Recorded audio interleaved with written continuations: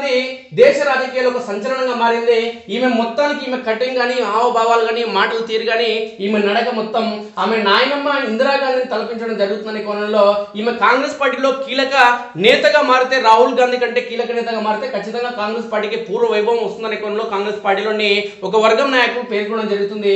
అసలు కాంగ్రెస్ లో ప్రియాంక గాంధీ ఏంటి, ఎక్కడన్నా ఎన్నికల ప్రచారానికి వెళ్తే ఏ రాష్ట్రంలో అధికారంలోకి వచ్చిందా, కాంగ్రెస్ పార్టీతో ఇతర అంశాలు ఒకసారి మనం గమనిస్తే ప్రియాంక గాంధీ నిజంగా కాంగ్రెస్ పార్టీలో ముఖ్యమైన పాత్ర తీసుకుంటే ఖచ్చితంగా కాంగ్రెస్ పార్టీ తిరిగి పూర్వవైభవానికి చేరుకుంటుందనే కోణంలో ఒకసారి చూస్తే కాంగ్రెస్ లో ప్రియాంక గాంధీ వాద్రా తండ్రి రాజీవ్ హత్యకు గురైనప్పుడు సమాజంతో పాటు మొత్తం ప్రపంచపైనే కోపం పెంచుకున్న అమ్మాయి ఎదిగే కొద్దీ క్షమాగుణం విలువను తెలుసుకున్నారు. ప్రధాని పదవి స్వీకరించాలని తల్లి సోనియాను కాంగ్రెస్ నేతలంతా కోరితే తనను హత్య చేస్తారని భయపడి ఏడ్చిన సగటు యువతి ఇప్పుడు అదే కాంగ్రెస్ కు ట్రబుల్ షూటర్ గా మారారు. అచ్చం నానమ్మ ఇందిరా పోలికలను పునికి పుచ్చుకున్న ప్రియాంక రాజకీయాలకు వస్తారా రారన్న చర్చ ఆమె 14వ ఏట నుంచి మొదలైంది.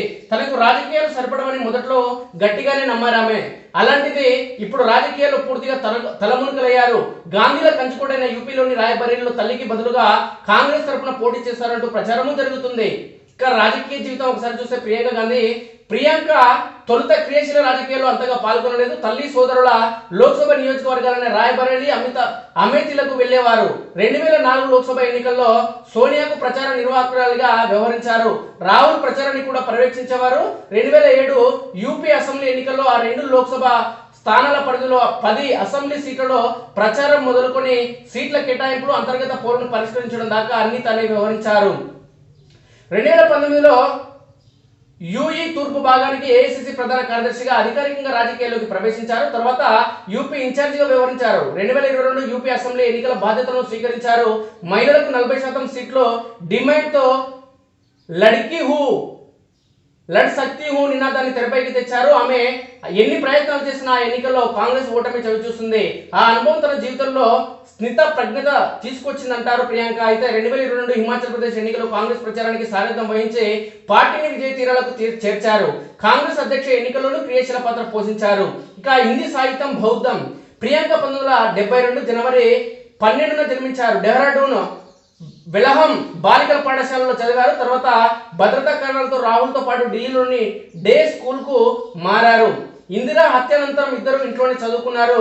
ఢిల్లీ విశ్వవిద్యాలయం అనుబంధ కాలేజీ జీసస్ అండ్ మేరీ నుంచి ప్రియాంక సైకాలజీలో డిగ్రీ చేశారు. బౌద్ధ అధ్యయనంలో మాస్టర్స్ చేశారు. నానమ్మను అత్యంత శక్తివంతమైన మహిళగా చెప్తారు. బాల్యంలో నానమ్మతో రాహులే ఎక్కువగా గడపడం చూసి ఈడ్చ పడేదానంటూ నవ్వేస్తారు. ప్రియాంక బాల్యం ఎక్కువగా బాలీవుడ్ దిగ్గజం అమితాబ్ బచ్చన్ తల్లి తేజీ బచ్చన్ తో గడిపింది. అమితాబ్ తండ్రి హరివంశరాయ్ బచ్చన్ కవిత్వం చదివి హిందీ సాహిత్యంపై మక్కువ పెంచుకున్నారు. ప్రేమ్చంద్ సాహిత్యాన్ని ఇష్టపడతారు. ఖాళీ దొరికితే పుస్తకాలు పట్టుకుంటారు. బౌద్ధ తత్వ శాస్త్రాన్ని ఆచరిస్తారు. 1994 రాజకీయాల్లోకి రావాల్సి వచ్చినప్పుడు 10 రోజుల పాటు మెడిటేషన్ చేసి నిర్ణయం తీసుకున్నారు. 1997లో వ్యాపారవేత్త రాబర్ట్ వాద్రాను పెళ్లాడారు. వారికి 2 పిల్లలు. ప్రియాంక రేడియో ఆపరేటర్ కూడా. పోరుబాట, పౌరసత్వ సవరణ చట్టానికి వ్యతిరేకంగా ఉద్యమించారు.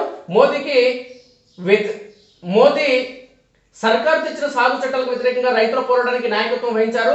హత్రాస్ అత్యాచార బాధితురాలి కుటుంబానికి బాధ్యతగా నిలిచారు. 2021లో కేంద్ర మంత్రి కుమారుడు రైతులపైకి కారు ఎక్కించి చంపిన లఖింపూర్ ఖేరీని సందర్శించి అరెస్ట్ అయ్యారు. 2 రోజులకు పైగా జైల్లో ఉన్నారు.